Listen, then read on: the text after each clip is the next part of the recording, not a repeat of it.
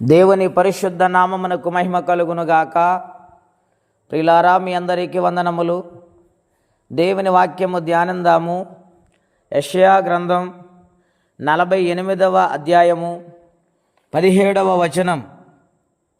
నీ విమోచకుడును ఇశ్రాయేలు పరిశుద్ధ దేవుడునైన యెహోవా ఎలాగూ సెలవిచ్చుచున్నాడు, నీకు ప్రయోజనము కలుగునట్లు నీ దేవుడైన యెహోవానగు నేనే నీకు ఉపదేశము చేయుదును, నీవు నడవలసిన త్రోవను నిన్ను నడిపించుదును.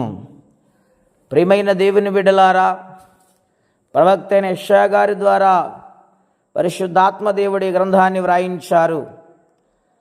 ఆయన ఇశ్రాయేలు దేశమును గూర్చి, తన ప్రజలైన ఇశ్రాయేలును గూర్చి ఆనాడు మాట్లాడుతూ ప్రవక్తతో వచ్చి ఉన్నారు. ఈ ఉదయకాల సమయంలో దేవదేవుడు మనతో మాట్లాడుచూ ఉన్నారు. ఆయన అంటూ ఉన్నాడు, నేను నీ విమోచకుడను, నీ పాపములను క్షమించగలిగిన దేవుడను, నీ అపరాధములను నీ దోషములను క్షమించి నీకు ఉపదేశము చేస్తాను. నా ఉపదేశం ఎటువంటిదంటే నీకు ప్రయోజనకరముగా ఉంటుంది. నీ జీవితాన్ని ఉన్నతమైన స్థానాన్ని కలగచేస్తాను. నీవు నడవలసిన మార్గాన్ని నేను బోధిస్తానని దేవుడు మనతో మాట్లాడుచు ఉన్నారు. అవును ప్రియులారా, మనుషుల మాటలు వ్యర్థము.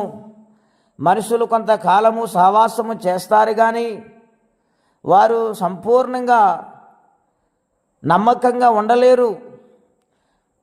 దేవుడైతే అంటూ ఉన్నాడు, నేను నిన్ను నడిపిస్తాను, నీకు ఉపదేశము చేస్తాను, ఆ ఉపదేశము ప్రయోజనకరముగా ఉంటుంది, నా మాటలు విను అని దేవుడు మాట్లాడుచు ఉన్నారు.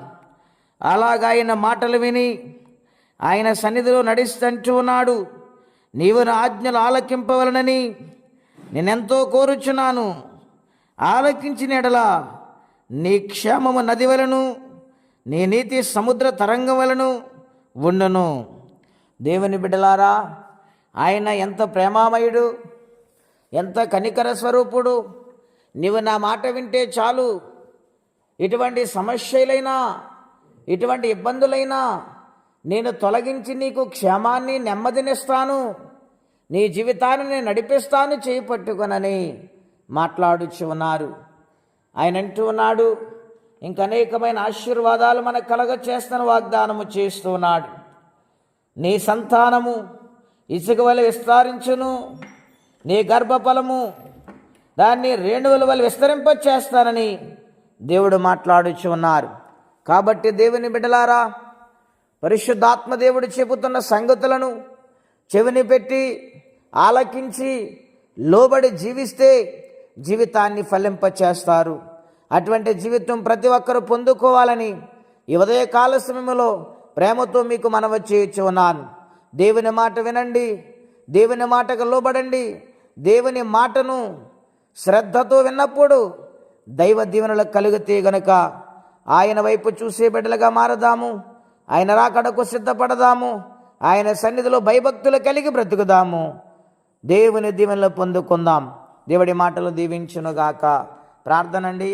అత్యంత కృప కలిగిన దేవా, మహోన్నతమైన మీ నామం కొరకై వందనములు. నీ మాట విన్నప్పుడు క్షమాన్ని ఇస్తానని, నాయన ప్రతి పాపము నుండి నేను కడిగి నిన్ను పరిశుద్ధపరుస్తానని వాగ్దానము చేశావు. ఉపదేశము నాయన నీవు తండ్రి మాకు అనుగ్రహిస్తానని వాగ్దానం చేశావు. నీకు ప్రయోజనకరమైన జీవితాన్ని ఇస్తానని, నీ మార్గాన్ని నేను నడిపిస్తానని చెబుతున్నావు. నాయన క్షేమాన్ని ఇస్తానన్నావు. నాయన నీ సన్నిధిలో లోబడి జీవించే భాగ్యం అందరికీ దయచేయండి. ఎవరి సమస్యలు, బాధలు, ఇబ్బందులు ఉన్నారు వారికి నీ సహాయమును పంపించమని, ఈ దినమ దీవెనకరంగా మార్చమని యేసుక్రీస్తు వారి పుణ్యనామములో ప్రార్థించి స్తుతించి అడిగి వేడుచున్నాము తండ్రి. ఆమేన్. దేవుడు దీవించునుగాక. ఆమేన్.